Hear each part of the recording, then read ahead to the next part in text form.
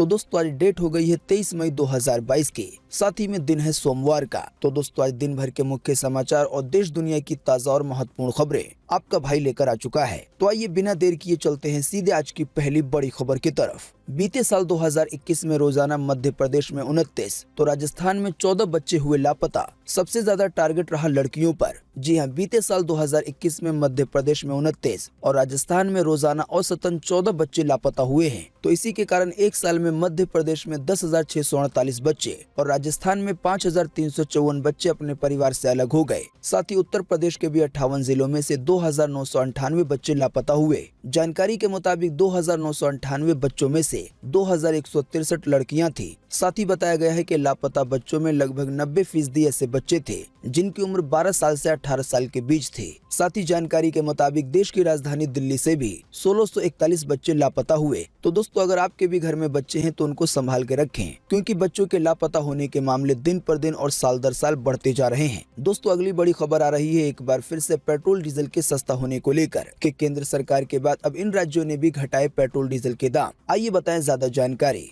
जी हां, केंद्र सरकार की तरफ से पेट्रोल डीजल के दाम घटाने के बाद केरल सरकार ने भी उसी दिन यानी कि शनिवार को पेट्रोल और डीजल की कीमतों में अपने राज्य में लगने वाला भी टैक्स घटा दिया। पर अब ताज़ा जानकारी के मुताबिक बीते रविवार को राजस्थान की सरकार की तरफ से भी पेट्रोल पे लगने वाले वैट यानी कि टैक्स को घटाया गया। जानकारी के मुताबिक राजस्थान में पेट्रोल पे प्रति लीटर के हिसाब से 2 रुपए 48 पैसे का टैक्स घटाया गया। इसी तरह से डीजल पर भी 1 रुपए 16 पैसे की कटौती की गई प्रति लीटर के हिसाब से। तो राजस्थान सरकार की तरफ से भी टैक्स को घटा देने के बाद पेट्रोल के दाम में कुल कमी 10 रुपए 48 पैसे की आई। वहीं डीजल भी इस फैसले के बाद केवल 7 रुपए नहीं बल्कि 7 रुपए 16 पैसे सस्ता हुआ। साथ ही इसी तरह की जानकारी महाराष्ट्र सरकार को लेकर भी आई है। जानकारी के मुताबिक महाराष्ट्र सरकार ने भी पेट्रोल के दाम पे 2 रुपए 8 पैसे का टैक्स घटा दिया है। वहीं डीजल के दाम पर भी 1 रुपए 44 पैसे का टैक्स घटा दिया है प्रति लीटर के हिसाब से। इसी की वजह से महाराष्ट्र में भी पेट्रोल 9.5 रुपए से ज्यादा सस्ता होगा और डीजल भी 7 रुपए से ज्यादा सस्ता हो गया है। आने वाले दिनों में देश के जिन भी राज्यों में टैक्स को घटाया जाएगा तो वहां पर भी पेट्रोल डीजल इसी तरह से सस्ता होगा। इसी से जुड़ी एक और बड़ी खबर देखें अपनी स्क्रीन पर कि पेट्रोल डीजल के दामों में कटौती से कई और चीजें हो सकती हैं सस्ती। विशेषज्ञों ने दी है इसकी जानकारी। जी हाँ, जैसा कि आप जानते हैं कि अभी हाल ही में केंद्र सरकार यानी कि भारत सरकार ने पेट्रोल और डीजल की एक्साइज ड्यूटी को घटाते हुए पेट्रोल डीजल के दामों में बड़ी कटौती की।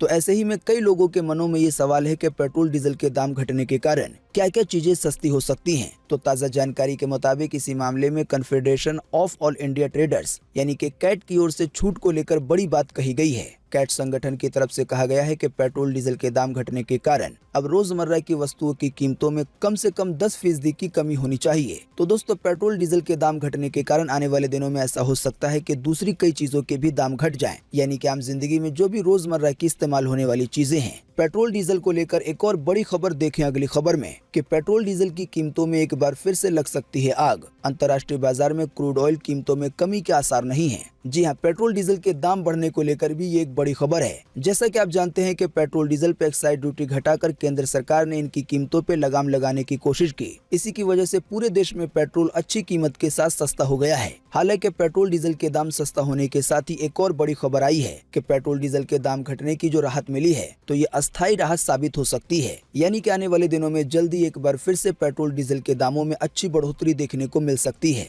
जानकारी के मुताबिक बात यह है कि अंतर्राष्ट्रीय बाजार में अभी क्रूड यानी कि कच्चा तेल लगभग $113 प्रति बैरल के हिसाब से बिक रहा है। साथ ही बताया गया है रूस यूक्रेन युद्ध के कारण इस कीमत में कमी आने की फिलहाल कोई भी संभावना नहीं है। इसी की वजह से आने वाले दिनों में एक बार फिर से पेट्रोल डीजल के दामों में अच्छी बढ़ोतरी देखने को मिल सकती है। दोस्तों अगली खबर में गोवा के मुख्यमंत्री ने कहा कि अतीत में जहां भी मंदिर तोड़े गए वहां फिर से बनाए जाएंगे। इसके लिए गोवा में एक बजट भी किया गया है पास। जी हां, वाराणसी की ज्ञानवापी मस्जिद के मुद्दे के बीच गोवा के मुख्यमंत्री प्रमोद सावंत ने मंदिर के दोबारा बनाने को लेकर एक बड़ा बयान दिया है। अभी हाल ही में बीते गुरुवार को गोवा के मुख्यमंत्री ने कहा कि गोवा में अभी हाल ही में बीते रविवार को गोवा के मुख्यमंत्री ने कहा कि गोवा में अभी हाल ही में बीते रविवार को गोवा के मुख्यमंत्री ने कहा कि गोवा में पुर्तगालियों के द्वारा जो भी मंदिरों को तोड़ा गया उसे दोबारा बनाया जाना चाहिए। जानकारी के मुताबिक इसके लिए गोवा में एक बजट भी लाया गया है। दोस्तों अगली खबर में ताज़ा अपडेट है वैष्णो देवी यात्रा को लेकर। जैसा कि आप देख सकते हैं अपनी स्क्रीन पर कि निगरानी में रहेंगे वैष्णो देवी यात्री,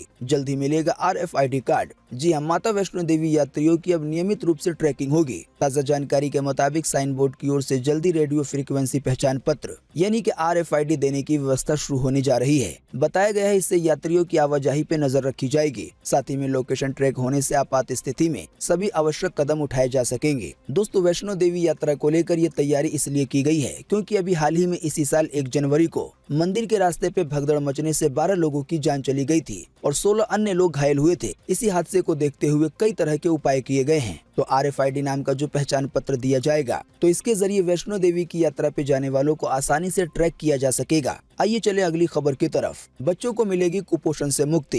केंद्र सरकार ने कर्नाटक की सरकार को मिड डे मील में अंडा रखने की दे दी है मंजूरी। हालांकि साधु संतों ने किया है इसका विरोध। जी हां, कर्नाटक के 7 जिलों में 46 दिनों के लिए मिड डे मील मेनू में अंडा रखने के फैसले पे केंद्र सरकार ने मंजूरी दे दी है। असल में बच्चों को कुपोषण से मुक्त करने के लिए अंडे को खाने के मेनू में एक पायलट प्रोजेक्ट के तहत लाया गया है। अगर अंडा खाने से बच्चों को फायदा होगा तो आने वाले दिनों में ये फैसला 46 दिन के बाद भी आगे जारी रह सकता है। आसान सी भाषा में कहें तो सरकारी स्कूलों में जो बच्चों के लिए खाना सर्व किया जाता है अब उसमें अंडा भी दिया जा सकेगा। दोस्तों, अगली खबर के बारे में बताने से पहले आपके लिए एक बड़ा सर्वे और एक बड़ा सवाल इसी खबर से जुड़ा हुआ। दोस्तों, आपको इसी वीडियो के नीचे कमेंट बॉक्स में कमेंट करके बताना है कि स्कूलों में जो बच्चों को खाना दिया जाता है तो क्या इसमें अंडे को शामिल करने का फैसला सही रहेगा? क्या इससे बच्चों का फायदा होगा? इस पर आपकी पर्सनल राय क्या है? फटाफट से आप अपना जवाब इसी वीडियो के नीचे कमेंट बॉक्स में लिख डालिए। दोस्तों, अगली बड़ी खबर आ रही है अक्षय कुमार की आने वाली नई फिल्म पृथ्वीराज को लेकर। देखें अपनी स्क्रीन पर। अक्षय कुमार की पृथ्वीराज फिल्म रिलीज होने से पहले ही मुश्किलों में फंसी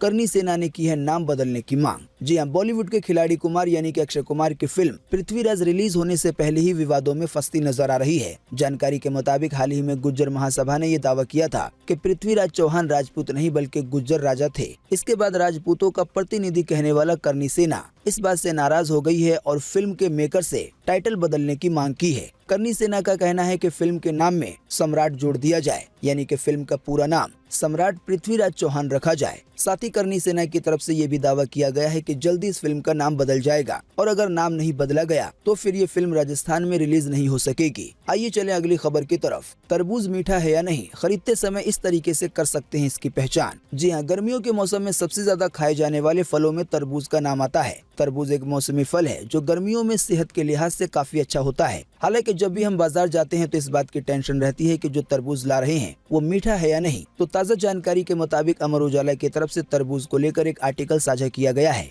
इसी में बताया गया है कि आप कैसे पता कर सकते हैं कि कौन सा तरबूज मीठा है या नहीं। बताया गया है कि तरबूज खरीदते समय अगर मीठे तरबूज की पहचान करनी है तो उसे हाथ में पकड़कर दूसरे हाथ से थपकी मारे। तरबूज से आने वाली आवाज से पहचान सकते हैं कि वो पका हुआ है या कच्चा है। अगर तरबूज से टप टप की आवाज जोर जोर से आती है तो फिर तरबूज पका हुआ है, लेकिन अगर हाथ से थपकी मारने पे आवाज काफी धीमी आती है तो फिर तरबूज कच्चा है और इसी की वजह से वो मीठा भी नहीं होगा। तो दोस्तों, आप इस तरीके को एक बार जरूर ट्राई करें और ये काम करता है या नहीं हमें बताएं। आइए हम चले अगली खबर की तरफ। भारत में एक बार फिर से मिला कोरोना वायरस का नया वेरिएंट। आने वाले दिनों में फिर बढ़ सकती है चिंता। जी हाँ, अपने देश भारत में कोरोना के BA.4 वेरिएंट के बाद अब BA.5 वेरिएंट मिलने की खबर सामने आई है। जानकारी के मुताबिक स्वास्थ्य मंत्रालय द्वारा इस बात की बीते ही रविवार को पुष्टि की गई है। बताया गया है कि तमिलनाडु के एक 19 साल की लड़की में कोरोना वायरस का नया वेरिएंट BA.5 पाया गया है। वैसे आप नहीं जानते तो आपको बता दें कि BA.4 वेरिएंट साथ ही में जो अभी एक नया वेरिएंट पाया गया है BA.5 नाम से, तो असल में ये ओमिक्रॉन वेरिएंट के हिस्से हैं। ताज़ा जानकारी के तहत बताया गया है कि कोरोना के BA.4 वेरिएंट का पहला मामला तेलंगाना में सामने आया है। जानकारी के मुताबिक मरीज में हल्के लक्षण पाए गए हैं। हालांकि कोरोना के इस नए वेरिएंट से जो व्यक्ति संक्रमित हुआ है उसको कोरोना वैक्सीन की दोनों डोजें लग चुकी हैं। दोस्तों, वैसे आप नहीं जानते हैं तो आपको बता दें कि दुनिया के कई देशों में कोरोना के मामले एक बार फिर से बढ़ने लगे हैं। इसी कड़ी में देखें एक और बड़ी खबर कि सऊदी अरब पे फिर कोरोना का साया। भारत सहित 16 देशों की यात्रा पे लगाया प्रतिबंध। जी हाँ, पिछले कुछ हफ्तों में सऊदी अरब में कोरोना के दैनिक मामलों की संख्या में तेजी से वृद्धि हुई है। इसी के मद्देनजर सऊदी अरब ने अपने नागरिकों के भारत सहित 16 देशों की यात्रा पे प्रतिबंध लगा दिया है। आइए लगे हाथ तो आपको अगली खबर में बताते हैं अपने देश को लेकर कोरोना वायरस का ताजा अपडेट पिछले 24 घंटे का सीधे सरकार की वेबसाइट से। कि बीते रोज एक बार फिर से मिले 2200 से ज्यादा नए मामले कोरोना वायरस के। इसी दौरान 60 से ज्यादा लोगों ने फिर गंवाई है अपनी जान कोरोना के कारण। जी हाँ, बीते रोज एक बार फिर से 2200 से ज्यादा नए मरीज मिले हैं कोरोना वायरस के। साथ ही में इसी दौरान 65 लोगों ने अपनी जान गंवा दी है कोरोना वायरस की वजह से पिछले 24 घंटे के दौरान। हाँ, लेकिन अच्छी बात ये रही कि इसी दौरान 2200 से ज्यादा लोग ठीक भी हुए हैं। इसके अलावा अब अपने देश में जो लोग बचे हुए हैं, जिन लोगों का अभी भी इलाज चल रहा है, यानी जो लोग अभी भी कोरोना वायरस के मरीज हैं, तो उनकी संख्या अब अपने देश में 14,955 है।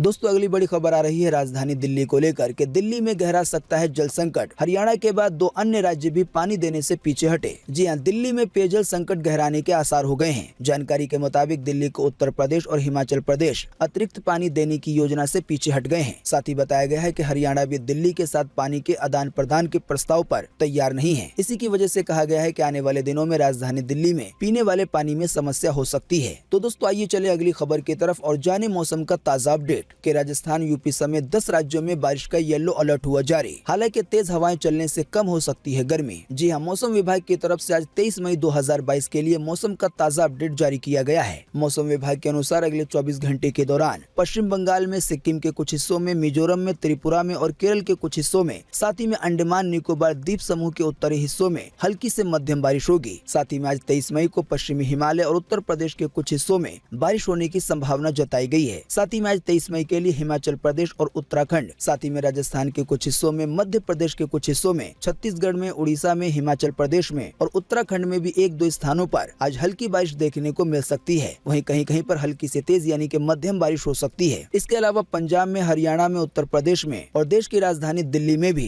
कई जगहों पे ओला गिरने की संभावना है। साथ ही में धूल भरी आंधी के साथ हल्की बारिश हो सकती है। इसके अलावा कोंकण में, गोवा में, महाराष्ट्र के कुछ हिस्सों में, रॉयल सीमा में, तमिलनाडु में और आंध्र प्रदेश के भी कुछ हिस्सों में हल्की बारिश की संभावना है। मौसम की ये जानकारी थी स्काईमेट वेदर की ओर से। दोस्तों, अगली बड़ी खबर आ रही है तारक मेहता का उल्टा चश्मा शो को लेकर कि शैलेश लोढ़ा के बाद बबीता जी बना सकती हैं शो से दूरी। इस नए शो में नजर आ सकती हैं मुनमुन दत्ता। जी हां, शो तारक मेहता उल्टा चश्मा के हर एक कलाकार के साथ दर्शकों का खास लगाव है। जानकारी के मुताबिक शैलेश लोढ़ा के शो छोड़कर जाने से फैंस पहले से ही काफी निराश थे। अब ताजा जानकारी के मुताबिक ये खबर आ रही है कि मुनमुन दत्ता भी शो को छोड़ सकती हैं, जो कि शो में बबीता जी का किरदार निभाती हैं। मीडिया रिपोर्ट्स के अनुसार शैलेश लोढ़ा यानी कि तारक मेहता का किरदार निभाने वाले ने प्रोड्यूसर के साथ मतभेद होने के बाद शो से दूरी बनाई है। पर जल्दी शैलेश लोढ़ा का एक नया शो आएगा जो कि शेमारू टीवी पे प्रसारित होगा। ये शो पोएट्री यानी कि शायरी वगैरह को लेकर है। इसी तरह से मुनमुन दत्ता को लेकर ये खबर आ रही है कि वो जल्दी बिग बॉस के OTT सीजन 2 में हिस्सा ले सकती हैं और तारक मेहता के उल्टा चश्मा शो को अलविदा कह सकती हैं। हालांकि मुनमुन दत्ता को लेकर अभी कोई ऑफिशियल जानकारी नहीं आई है। आइए चले अगली खबर की तरफ। कुतुब मीनार विवाद पे आया बड़ा बयान। केंद्रीय संस्कृति मंत्री बोले, खुदाई पे अभी कोई फैसला नहीं लिया गया है। साथ ही कुतुब मीनार के परिसर में पूजा करने की याचिका पर कल 24 मई को होगी सुनवाई। जी हां, केंद्रीय संस्कृति मंत्री जी किशन रेड्डी ने मीडिया रिपोर्ट का खंडन करते हुए कहा है कि अभी कुतुब मीनार खुदाई का फिलहाल कोई फैसला नहीं लिया गया है। असल में अभी हाल ही में खबर आई थी कि कुतुब मीनार के पास जो एक मस्जिद है, तो उसी से 15 मीटर की दूरी पे खुदाई करवाई जा सकती है। हालांकि इन बातों को फिलहाल केंद्रीय संस्कृति मंत्री ने अफवाह बताया है। साथ ही आपको बता दें, दिल्ली के साकेत कोर्ट में 17 मई को